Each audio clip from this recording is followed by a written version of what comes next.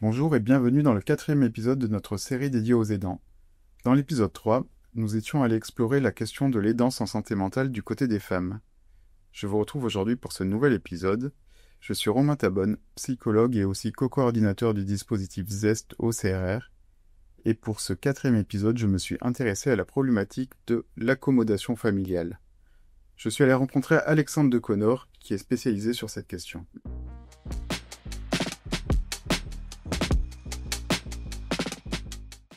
Bonjour, est-ce que Alexandre, tu peux un peu nous dire quelques mots sur toi, éventuellement sur ton lien avec la thématique des aidants qui est le fil rouge de notre série de podcasts. Merci de m'avoir invité. Du coup, je m'appelle Alexandre de Connor.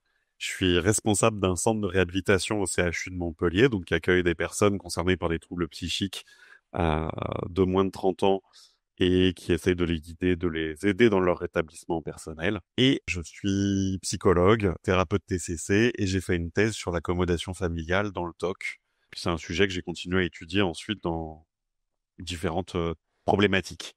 Merci Alexandre, merci à toi d'avoir accepté aussi cette invitation.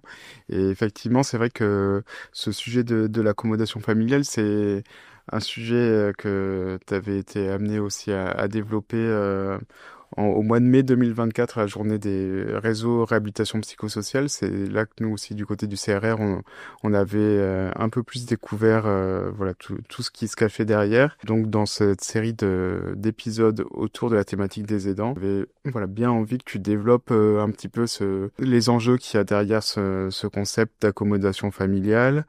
Si ça te dit, on peut commencer peut-être par une petite présentation un petit peu synthétique de qu'est-ce qu'il y a pour derrière ce concept. À la base, c'est un concept qui a été étudié particulièrement dans le TOC dans les années 90. C'était pour mesurer finalement, dire qu'est-ce qui se passe, quels sont les changements de comportement très concrets que font les proches quand il y a l'arrivée finalement d'un trouble psychique au sein de la famille. Parce que de fait, il peut pas ne rien se passer. Ça vient bouleverser la vie de la famille et c'est sûr qu'il va se passer des choses. Et il va y avoir des adaptations qui sont nécessaires.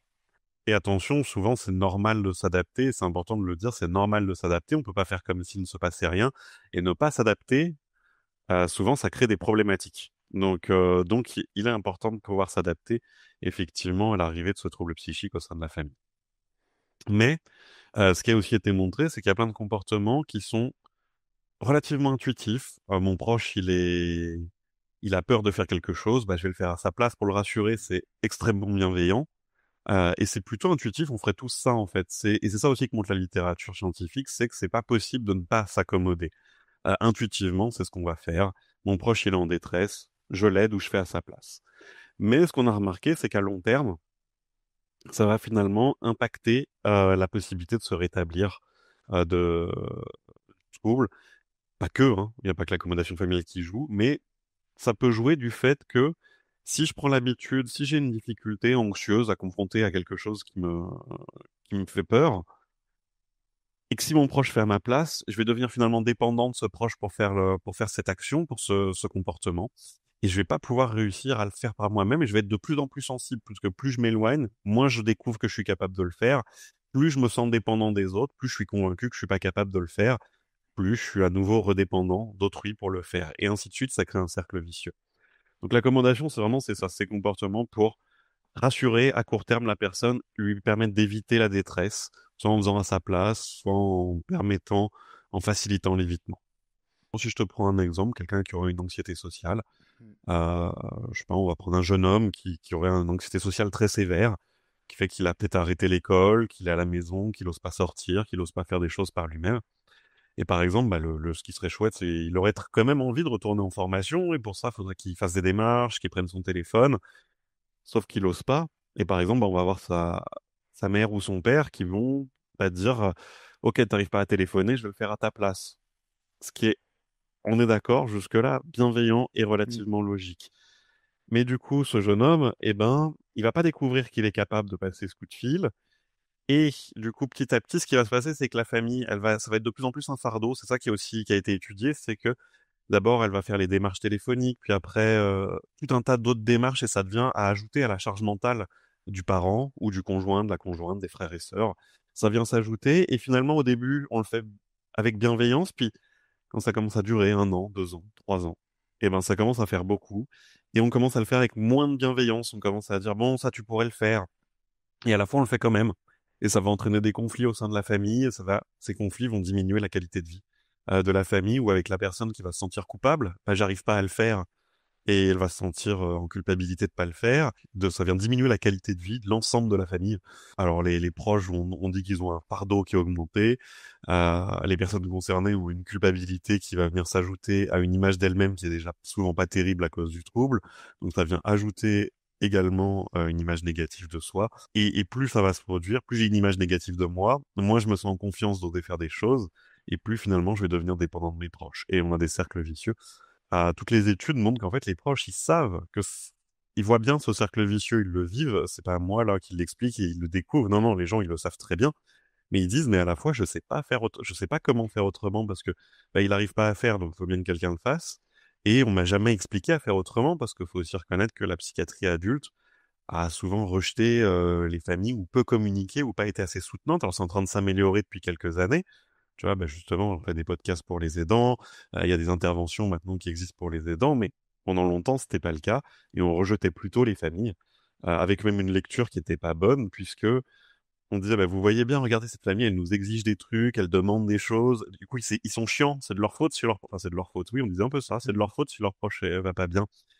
Et c'est une lecture qui est très mauvaise. Bien sûr que les gens, si on leur répond jamais, si on leur donne jamais d'aide, bien sûr qu'entre guillemets, ils deviennent chiants d'un autre point de vue de soignant. Mais c'est parce qu'ils exigent et c'est parce qu'on les écoute pas. Et si on les écoutait, eh ben, ça serait plus simple. Et bon, je pense que c'est en train de changer, mais il y a encore du chemin à faire là-dessus. Ouais, les pratiques, elles évoluent beaucoup, mais c'est intéressant, je trouve, de se rappeler qu'on vient peut-être aussi de pratiques et de connaissances où parfois ouais, la sphère familiale était blâmée de façon des fois un petit peu peut-être arbitraire, ou c'était le premier a priori, et du coup on n'avait pas forcément cette posture d'aller chercher en fait à travailler ensemble, à coopérer du coup. Et justement cette dimension un peu de coopération, est-ce que c'est voilà, c'est une façon de d'aborder, de trouver des leviers vis-à-vis de cette idée de l'accommodation familiale? En TCC, sur les adultes, on n'était pas très très doué pour l'instant pour intégrer les familles. C'est souvent des thérapies quand même qui sont en 1-1, quoi. Enfin, le thérapeute et la personne concernée.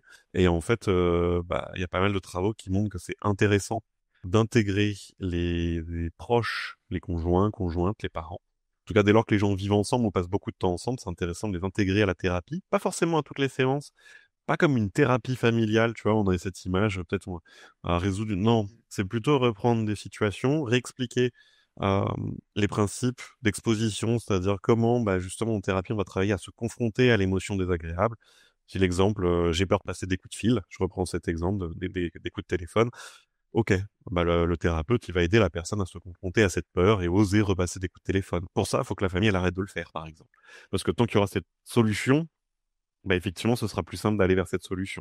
Il y a du point de vue des psychologues et des thérapeutes TCC, on peut intégrer les proches et en faire des alliés de la thérapie finalement et les impliquer dans la thérapie en leur expliquant comment ça fonctionne, en leur expliquant ce qu'on fait en thérapie, en étant très transparent sur ce qui se passe. Ça veut pas dire tout dire de ce que dit la personne concernée dans la thérapie, hein. Ça veut juste dire échanger sur les informations pratiques parce que c'est des thérapies qui sont quand même très actives avec des exercices en dehors des séances.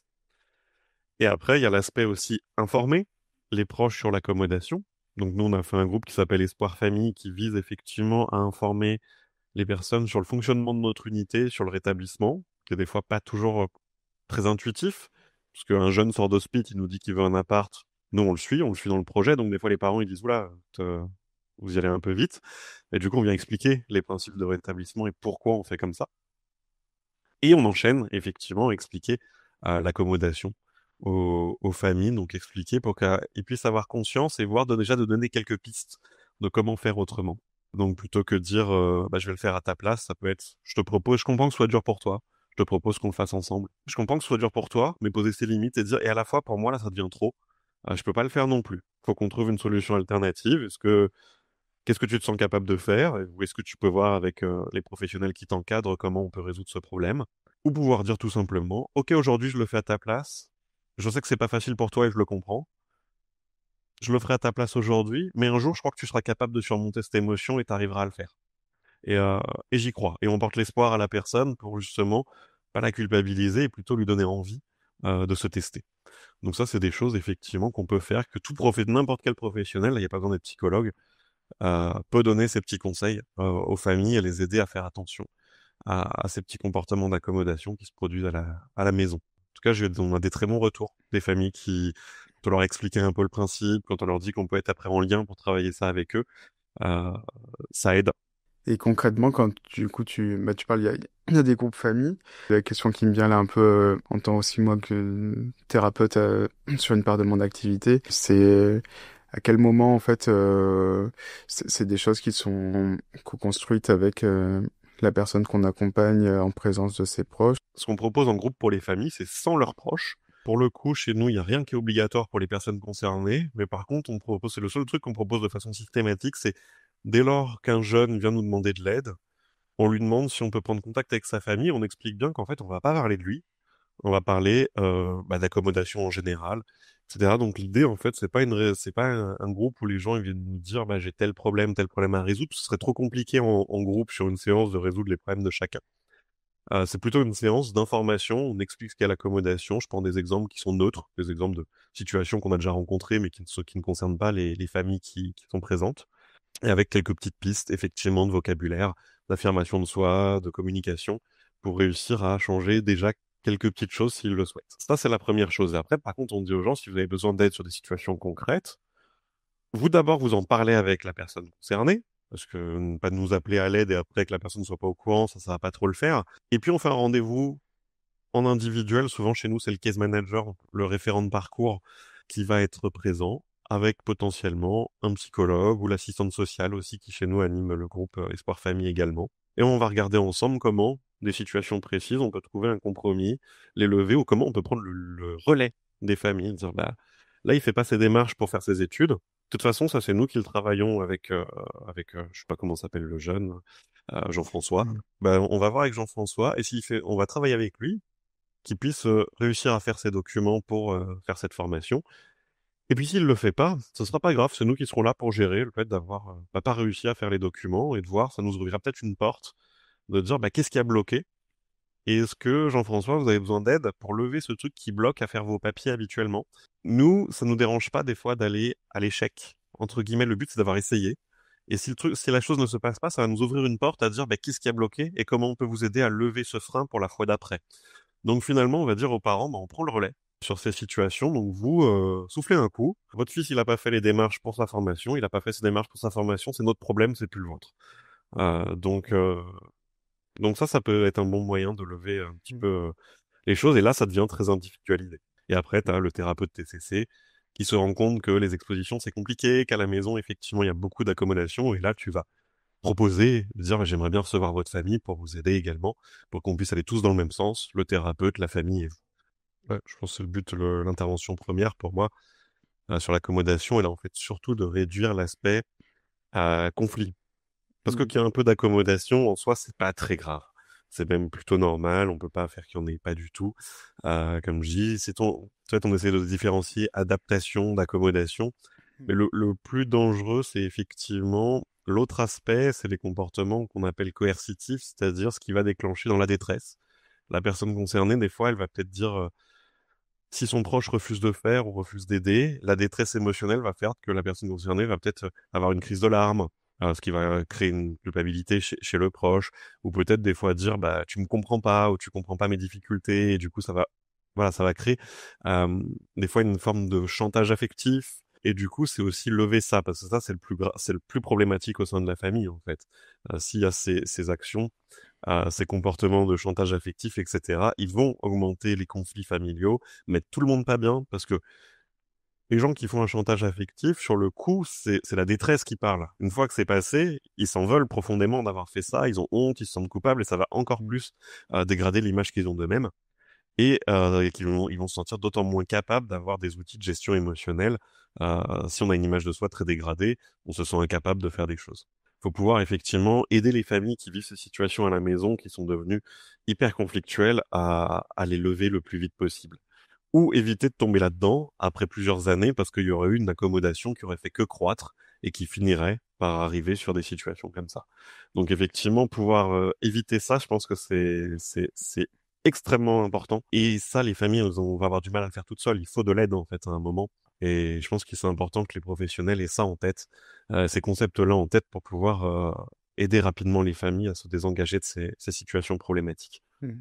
Parce que le mot ouais, chantage affectif, par exemple, c'est souvent, si on n'a pas cette compréhension derrière, et ce que tu viens apporter au niveau aussi, ben, difficulté dans l'adaptation, l'accommodation, je me dis même en tant que soignant, en fait, on peut se dire, être dans un truc d'interprétation du comportement, que ça soit du proche ou de la personne qui vit avec le trouble, en fait, et du coup, se retrouver à plus être aidant parce qu'on voit peut-être plus bah, le contexte qui en fait, bah, c'est une Mm. réponse, adaptée à une situation inadaptée quoi un petit peu en fait, et du coup qui est pas OK. Mais du coup voilà on peut, avoir cette grille de lecture qui permet d'analyser, ben, peut-être comment elles se sont passées les choses, et Mm. du coup, avoir tous des clés en fait pour pouvoir du coup, avoir une réaction qui soit OK et pas juste être dans, interprétation, punition, culpabilité, tout ce qu'on peut imaginer, de dysfonctionnel.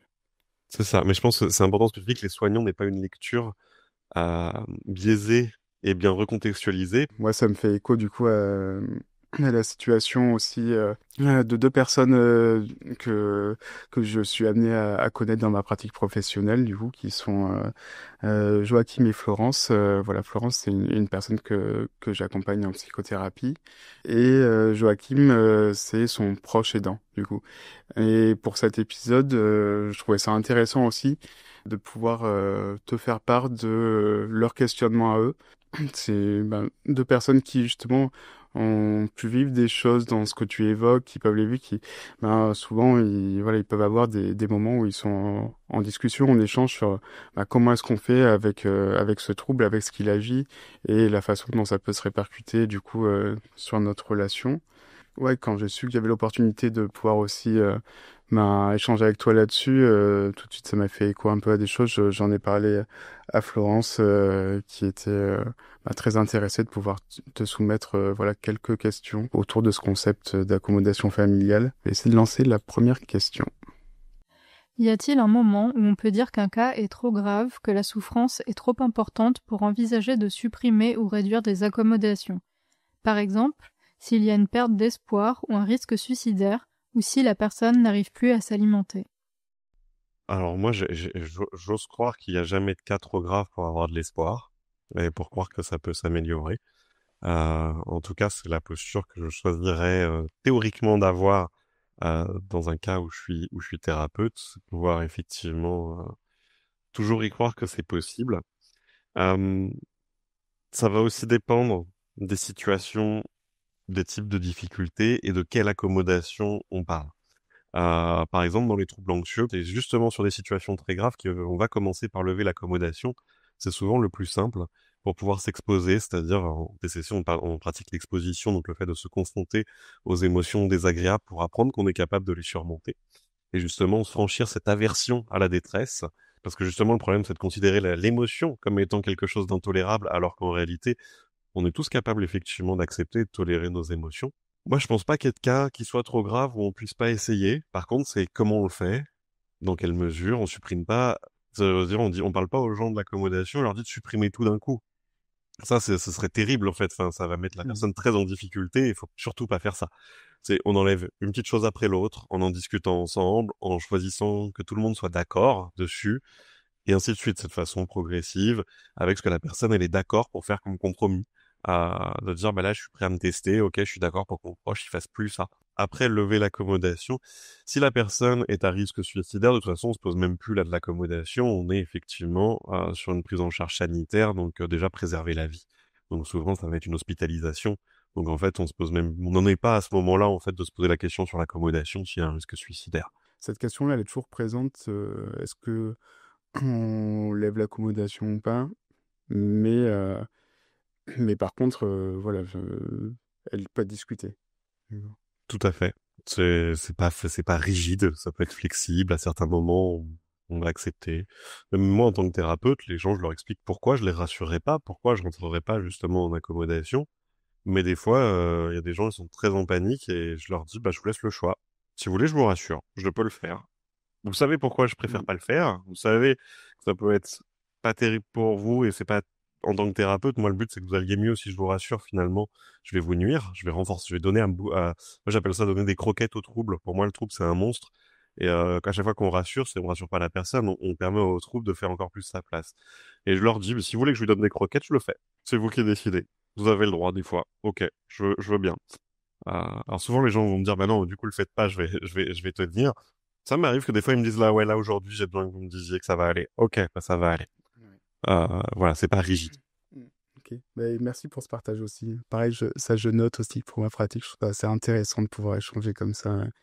Effectivement, souvent, on peut se questionner sur voilà, est-ce qu'on est dans une bonne pratique ou pas, et en même temps, c'est-à-dire que la pratique, elle peut être verbalisée et discutée, en fait, et Mm. finalement, on est co-responsable aussi à ce moment-là, un peu voilà, de ce qui est apporté, mais parce que on l'a discuté, en fait, même à ce niveau-là. Je te propose de te faire écouter une deuxième question, qui est une question de Joachim, et auprès de Florence. Lorsqu'on fait des progrès sur le fait de réduire des accommodations, comment éviter les rechutes en cas de crise? Par exemple, toujours dans le cas des TOC, comment minimiser les risques que certaines accommodations redeviennent nécessaires dans le cas d'une exposition fortement anxiogène? En fait, je pense que l'accommodation, alors c'est chouette déjà si on a réussi à lever certaines accommodations et elles redeviennent jamais nécessaires. Euh, Puisque si, en fait, c'est à nouveau, c'est le TOC qui va gagner. Si, le truc. Une exposition est là pour but d'être fortement anxiogène et je pense que c'est là tout l'intérêt de pouvoir intégrer les familles et les aidants dans les suivis pour bien réexpliquer quel est le but d'une exposition. Une exposition, elle est réussie si elle fait bien mal. Il faut que les gens ils soient contents d'être pas bien.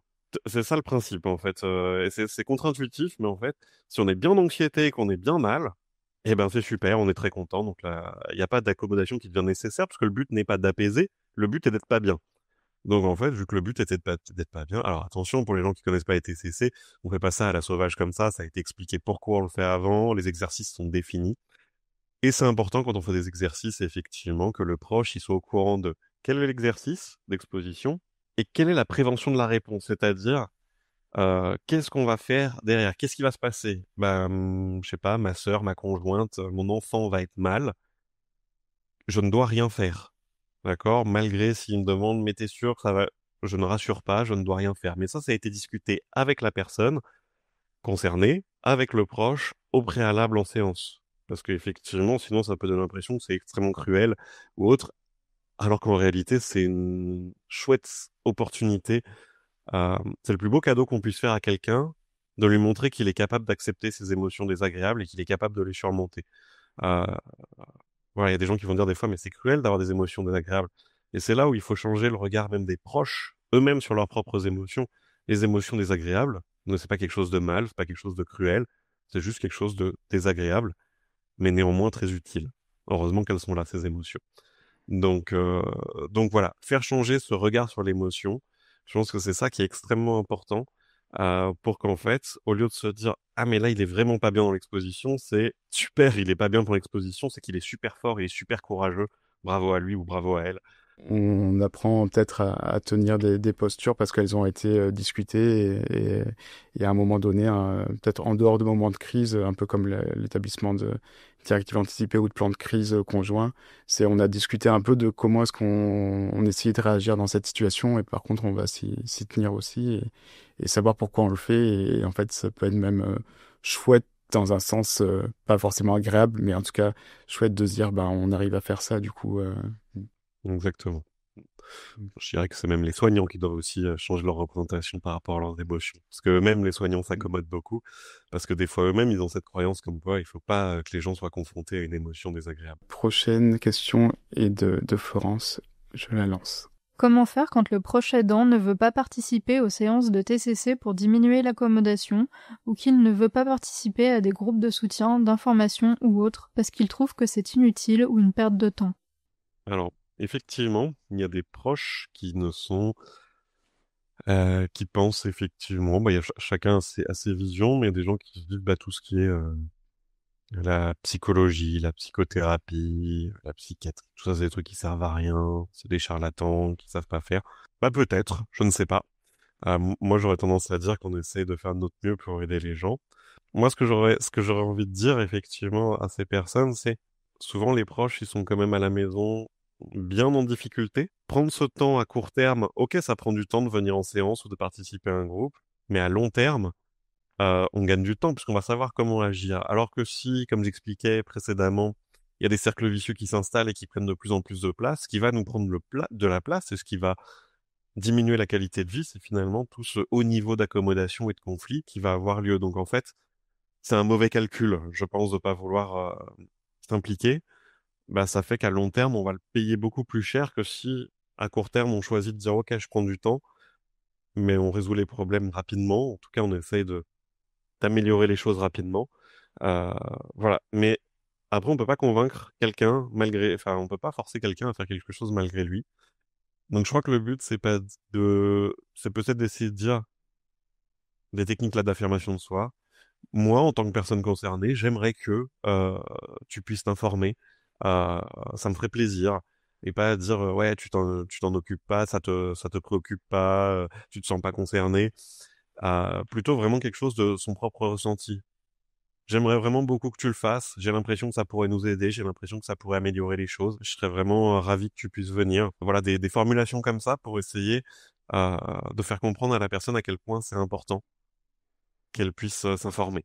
On a une dernière question du coup de Florence qui voilà, revient aussi un peu sur la thématique de qui peut être aidant et s'investir de quelle façon. Comment faire quand le proche aidant a lui-même des troubles psychiatriques ou un handicap et qu'il n'a pas l'énergie de s'investir dans la TCC pour les TOC de la personne qu'il aide au quotidien parce qu'il arrive déjà difficilement à gérer la situation? Donc, bah là, on revient à un peu ce que j'ai dit juste avant, cette notion de gain. Et effectivement, si on est soi-même concerné, j'ai dit effectivement d'être à la fois aidé, mais d'être aidant, c'est un fardeau. Et là, donc, on a le rôle d'aidant. Et ça va venir, finalement, si on est obligé de s'accommoder, ça va forcément plus nous coûter que d'être aidé à lever l'accommodation. Parce qu'en fait, lever l'accommodation, souvent, ce qui se passe, c'est que ça diminue clairement le fardeau. Donc, si soi-même on est un peu vulnérable ou dans un moment de fragilité, bah, peut-être justement ne pas avoir à se préoccuper de l'accommodation de l'autre, ça peut être une bonne chose pour effectivement se concentrer sur soi. Donc, euh, donc je pense que pareil, peut-être oui, ça va coûter le temps de la séance, de devoir se déplacer, mais ce qu'on va y gagner après à la maison, euh, ça vaut le coup. Franchement, ça vaut clairement le coup. Merci Alexandre.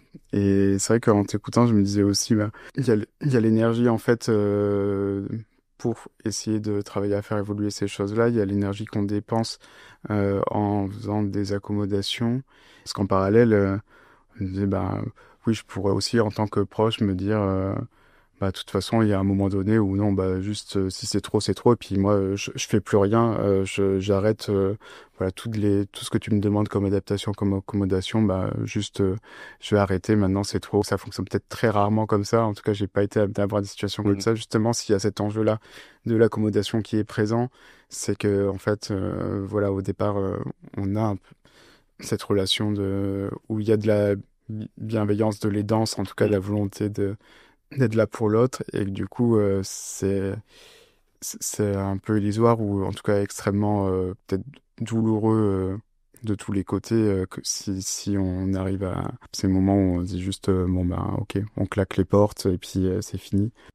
C'est vrai que c'est rare, mais des fois, au bout de quelques années, on peut avoir quelqu'un qui va dire, bah, j'en ai marre, j'arrête tout, et qui va péter un câble, quoi, et dire, bah, je fais plus rien, tu te dénerves alors on n'a pas beaucoup parlé on a beaucoup parlé du TOC, mais ça peut être pour X symptômes de troubles psychiatriques, euh, et, euh, et c'est pas terrible non plus. Finalement, tu vois, t'as parlé de cocotte minute tout à l'heure, c'est ça, c'est que t'attends que ça boue, puis t'as attendu 10 ans avant que ça pète, bah peut-être qu'il vaut mieux avoir été aidé avant pour petit à petit avoir changé les choses plutôt que d'attendre que ça explose. Aussi, dans les couples, ça peut quand même entraîner des ruptures. Ça, c'est documenté. Et, euh, et effectivement, c'est quand même dommageable, en fait, si on peut essayer, en fait, de préserver son couple, si on s'aime et qu'on a envie de rester ensemble, si on peut essayer de préserver son couple de l'influence finalement relativement nocive de l'accommodation et du fardeau que ça va amener dans le couple, ça peut être bien. Le but, c'est pas de dire aux gens, attention, faites des choses, sinon il va y avoir une rupture, mais essayer d'y penser, de se dire, bon, on a envie de rester ensemble et d'avoir une relation saine, donc est-ce que ça vaut le coup de se déplacer, d'aller à la séance de psy à deux? Bah, peut-être. Franchement, peut-être. On sait qu'en tout cas, le fardeau qu'il y a à être aidant, euh, va augmenter les chances d'avoir soi-même un trouble de l'humeur ou un trouble anxieux. Donc, dans la famille des rencontres des troubles anxieux-dépressifs, quoi. Et donc, ça devient un problème parce que si soi-même on développe un trouble de l'humeur alors qu'on est aidant, enfin, c'est un cercle là, ça n'en finit plus, quoi, en fait. Et du coup, ça devient beaucoup. Il y a tout le monde qui va pas bien. Clairement, ça vaut le coup d'aller chercher de l'aide et de gérer. Et du coup, prendre soin de soi, c'est bien de faire pour l'autre. Mais moi, je dirais aux aidants, vous n'êtes pas obligés. En fait, on n'est pas toujours. Des fois, il y a des parents, ils culpabilisent, ils s'accommodent pas. Attention, c'est pas parce qu'on ressent de la culpabilité qu'on est réellement coupable. Des fois, on a de la culpabilité, cette émotion qui vient nous dire peut-être tu agis mal, mais c'est pas toujours vrai. Et je pense que c'est important que les aidants l'aient en tête. Des fois, je me sens coupable, mais ça veut pas dire que je suis un mauvais parent. Là, j'ai juste refusé de faire ça parce que c'était ma limite. Et je me sens coupable. Oui, mais par contre, tu as bien fait de refuser de faire un truc parce que c'était ta limite. Que tu te sentes coupable, c'est juste une émotion, ça va passer, c'est pas très grave. Elle veut pas dire que réellement t'as été un mauvais parent, au contraire, t'es un parent qui prend soin de toi, parce que là, tu n'en peux plus, bah, c'est bien. En fait, voilà. Je pense que c'est Mm. important aussi de l'entendre. Voilà. Donc, on se sent coupable, mais c'est pas grave. On a quand même bien agi. Ouais. Donc, c'est prendre du recul sur ça.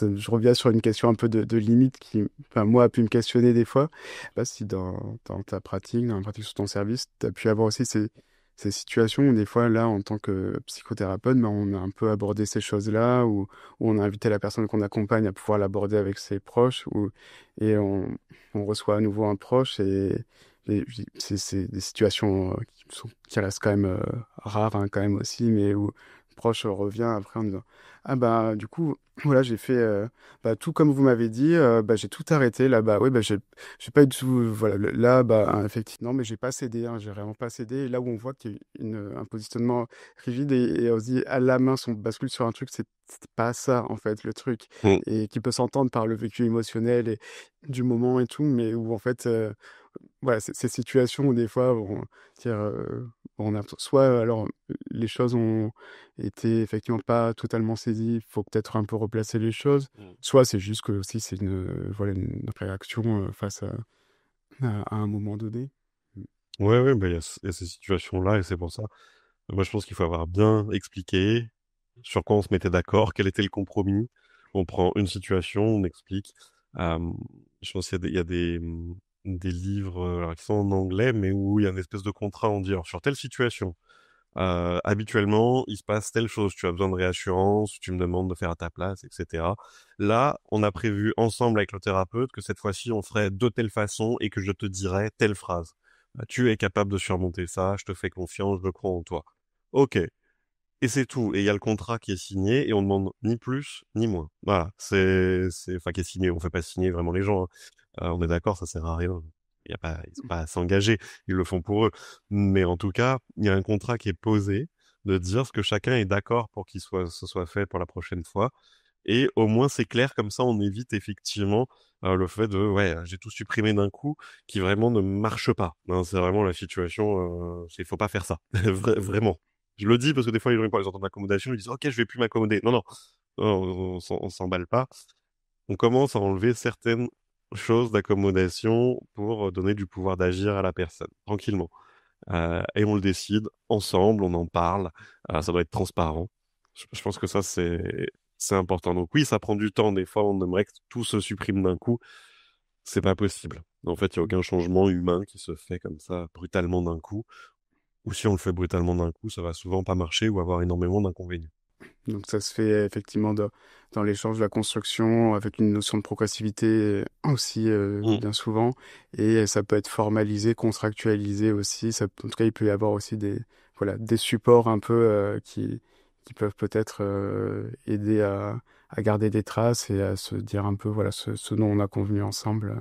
Avant qu'on se quitte, je peux laisser l'opportunité de dire si autour de ce sujet-là, il y aurait des choses que tu auras envie de partager. Un message clé, écueil à éviter, on en a parlé, ou des ressources éventuelles à partager. Bah, je dirais, si possible, essayez de ne pas rester seul avec ça.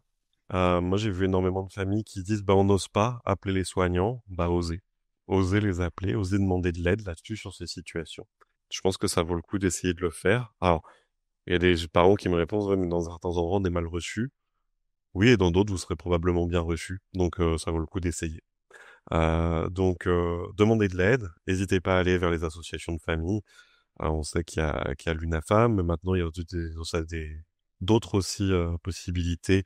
Je pense à la Boussole, à la Maison Perchée, qui aide les familles également.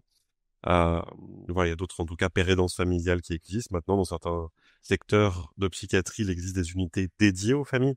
Donc on y vient en tant qu'usager soi-même en fait, et pas en tant que père, mère ou conjointe de quelqu'un, mais bien en tant que personne en difficulté face à un trouble psychique au sein de la famille. Donc je pense que le message c'est essayez de vous faire aider par des professionnels, parce que seul, eh ben oui, on peut s'en sortir seul, mais c'est coûteux. Et si vous trouvez des gens qui peuvent vous aider, c'est chouette. Je tiens aussi à te remercier pour le temps accordé du coup pour cet épisode. J'en repars avec des éclaircissements, que ce soit pour ma pratique professionnelle ou aussi au niveau personnel dans le lien avec des proches aussi.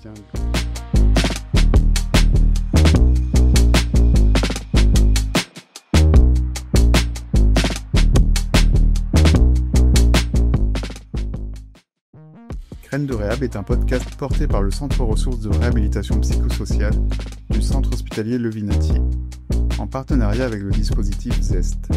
Merci à nos partenaires, la Fondation IF, la Fondation Aesio et la Fondation de France qui permettent le développement de ce type de projet basé sur la prise de parole. Réalisation Florian Todorov